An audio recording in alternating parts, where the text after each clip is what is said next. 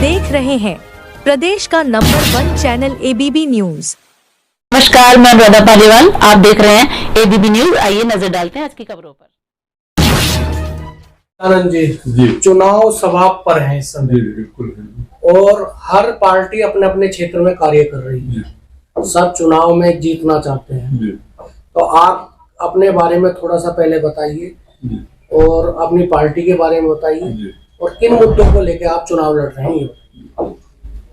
देखिए जी, मेरा नाम आनंद कुमार है और मैंने पुलिस ऑफिसर के रूप में अपनी सेवाएं दी है। मैं 81 batch IPS Madhya Pradesh cadre से हूं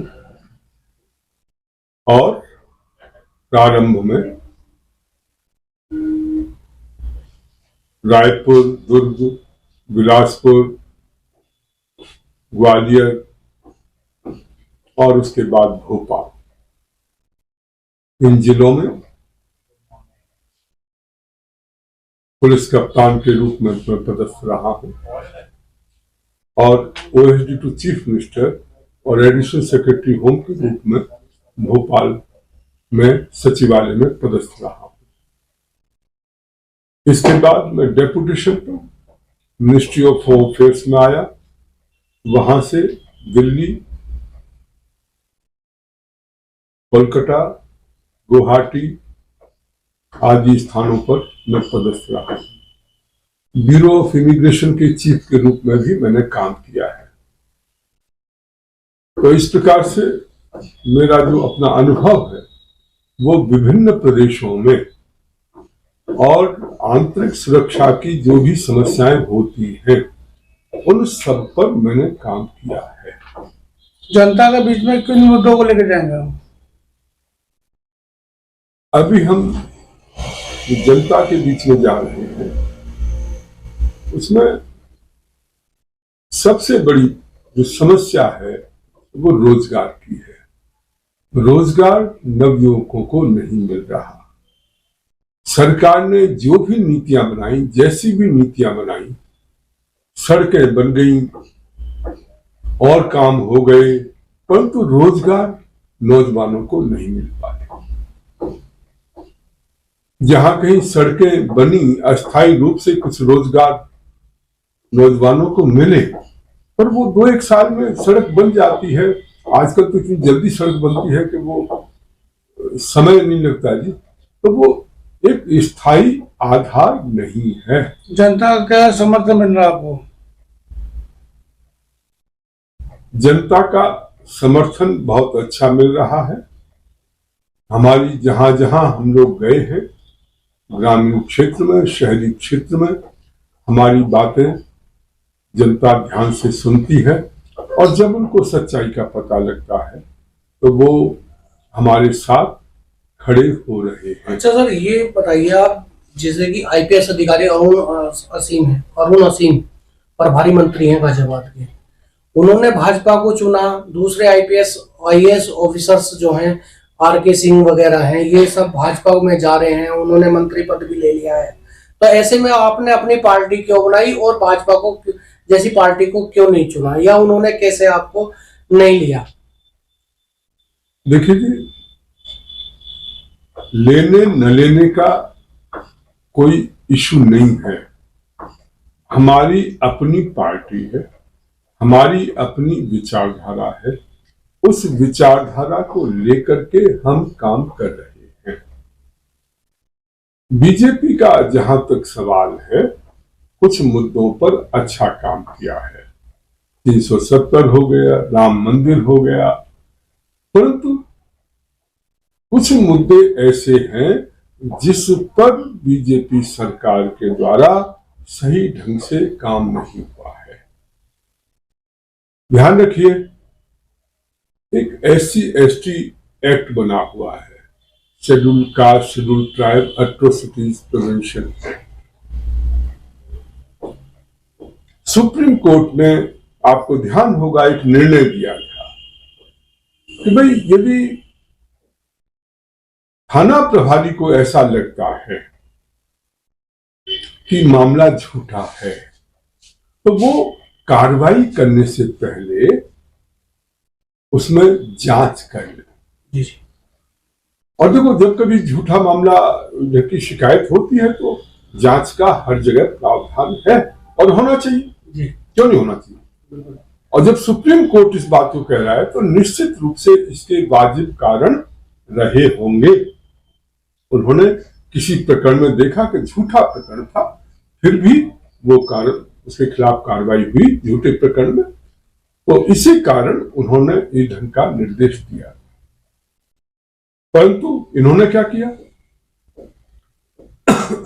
तुरंत संसद में अमेंडमेंट बिल लाते हैं और उस एक्ट के जो सुप्रीम कोर्ट का जो निर्णय था उसको पलट देते हैं। निर्णय दिया जाता है या अमेंडमेंट किया जाता है कि किसी को भी जांच कराने का अधिकार नहीं होगा। क्या क्या बताइए, क्या क्या मुद्दे रहेंगे आपके और कैसे कैसे करेंगे आप? देखिए, एक तो हम चाहते हैं कि यहाँ पर सैनिक स्कूल की स्थापना हो। आपने देखा होगा कि कुछ विभिन्न प्रदेशों में सैनिक स्कूलों की स्थापना की गई और यहाँ पर सैनिक स्कूल की बिल्कुल कोई व्यवस्था नहीं। इसके कारण हमारे अपने जो बच्चे हैं वो उनको कहीं आगे बढ़ने का मौका नहीं मिल पाता।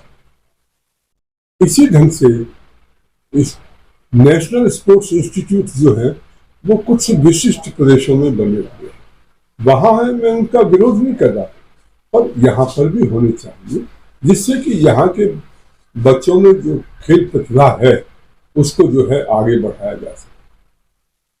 इसी प्रकार से जो अग्निवीर स्कीम लागू की गई है, अब पता नहीं उसके कारण या वैसे ही जो आर्मी में जो भर्तियां हुआ करती थी वो कहीं रुक सी गई है। जिस ढंग से पहले भर्तियां हुआ करती थी उस ढंग से अब रिक्रूटमेंट नहीं हो रहा। इसको अग्निवीर स्कीम को एम्प्लॉयमेंट का सब्स्टिट्यूट बना दिया गया है कि 4 साल तक करिए, उनसे काम लीजिए, उसको छोड़ दीजिए। इसके कारण से आप 4 साल तो आपने ट्रेनिंग दे दी, कुछ कर दिया, तो 4 साल के बाद क्या करेंगे, वो फिर सड़क पर हैं। उसके कारण से नौजवानों में एक अनिश्चितता का वातावरण और एक प्रकार का जो फ्रस्ट्रेशन है वो डेवलप हो रहा है। स्थायी जो रोजगार है उसकी व्यवस्था नहीं है। तो इस रूप में इस अग्निवीर जो स्कीम लागू की गई है, इसके जो दुष्परिणाम है उसको जो है ध्यान से देखना चाहिए। और आर्मी में जो परमानेंट रूप से जो भर्तियां हुआ करती थी उस ढंग से जो है वो कुछ व्यवस्था की जाए और अग्निवीर स्कीम भी वो एक प्रकार का ईंधन का माध्यम हो जिससे कि हमें उनको रोजगार के अवसर मिल सके। यदि वो केवल 4 साल के बाद आपका खत्म हो जाता है तो उसका कोई मतलब नहीं है। तो इसलिए इसी प्रकार से ये जो SC/ST एक्ट जो सुप्रीम कोर्ट ने जो निर्णय दिया था उसको उस ढंग से लागू करना, इस बात के लिए हमारा संघर्ष रहेगा। वैसे पार्टी का जो हमारा अपना जो एक नारा है वो ये है कि सबको शिक्षा सबको काम, कि सबको शिक्षा मिले और सबको रोजगार मिले, न्याय सभी को, सबको जस्टिस मिले, न्याय सभी को मिले समान रूप से। ऐसा नहीं कि कुछ वर्गों को आप विशेष रूप से ध्यान दे रहे हो, औरों को बिल्कुल छोड़ते जा रहे हो, वो जो स्थिति है वो उचित है। अरे सबको समान अपॉर्चुनिटी मिलनी चाहिए, सबको समान अवसर मिलना चाहिए, सबको समान रूप से जो है आगे बढ़ाना चाहिए। ये जो आरक्षण है इसकी क्यों आवश्यकता पड़ती है? क्योंकि आप रोजगार नहीं दे पाते। यदि आप रोजगार दे दें तो किसको आरक्षण मांगने की आवश्यकता पड़ेगी और क्यों आवश्यकता पड़ेगी? तो इसलिए सारी पार्टियों को, सारी सरकारों को हमारी सबसे बड़ी समस्या अच्छी शिक्षा और अच्छा रोजगार, ये 2 मुद्दे हैं जिन पर ध्यान देने की आवश्यकता है। और इन सरकारों के द्वारा जो भी गवर्नमेंट आई है उन्होंने इस चीज पर ध्यान नहीं दिया है। हाँ, अस्थायी रूप से कुछ डिसीजन लिए होंगे, अस्थायी रूप से कुछ व्यवस्थाएं की होंगी कि जी यहाँ पर ऐसा कर दिया, वहां पर वैसा, परंतु सबको अच्छी शिक्षा मिले, सबको अच्छा रोजगार मिले और सबको न्याय मिले, इस ढंग की कोई व्यवस्था जो है वो नहीं है। हमारी पार्टी इसके लिए संघर्ष करेगी। अपना प्रतिद्वंदी किसको मान रहे हैं आप? हमारे तो सभी प्रतिद्वंदी है, बीजेपी भी हमारी प्रतिद्वंदी है, कांग्रेस भी प्रतिद्वंदी है और जितने भी हैं वो सारे प्रतिद्वंदी हैं। हम अकेले जीतने के लिए तो आश्वस्त हैं आप? जी, जीतने के लिए आश्वस्त? बिल्कुल, निश्चित रूप से जीतने के लिए खड़े हैं, जीतने के लिए संघर्ष कर रहे हैं। कमेटी बनी हुई है अपनी? हाँ जी, सब जगह हमारे साथी जो है वो काम कर रहे हैं, आगे बढ़ रहे हैं। इसमें जनता को क्या संदेश देना चाहेंगे? मैं जनता को यही कहना चाहता हूं, जो आपके साथ खड़े हो, आपके लिए 24 घंटे अवेलेबल हो, आपके साथ आपका काम कर सके, आपकी समस्याओं का के लिए संघर्ष कर सके, ऐसे नेताओं को चुनिए, ऐसे लोगों को चुनिए।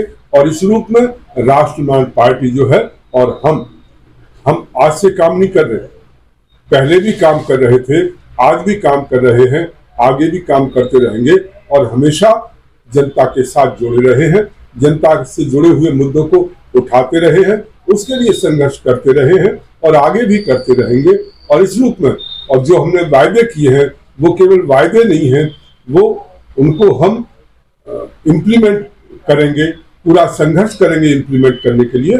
और इसलिए मैं कहना चाहता हूँ, राष्ट्रवादी पार्टी और उनके प्रत्याशी के रूप में आप हमें जो है अपना भरपूर सहयोग, आशीर्वाद दें। बहुत बहुत धन्यवाद। ये बताइए कि कैसा सांसद चाहते हैं आप? सांसद कैसा हो? अच्छा, गाजियाबाद का सांसद मेरे जैसा हो, आपके जैसा हो, हर उस इंसान जैसा हो जो हमारी गरीब जनता के काम आए, जमीनी लेवल पे काम करे, गाजियाबाद में रहे, हेल्थ को देखे, एजुकेशन को देखे, हिंदू मुस्लिम ना करे, झगड़े ना कराए, ऐसा सांसद हमारे गाजियाबाद को चाहिए। और अगर ऐसा सांसद इस बार गाजियाबाद में बनेगा तो मेरा गाजियाबाद हिंदुस्तान का नंबर 1 शहर होगा।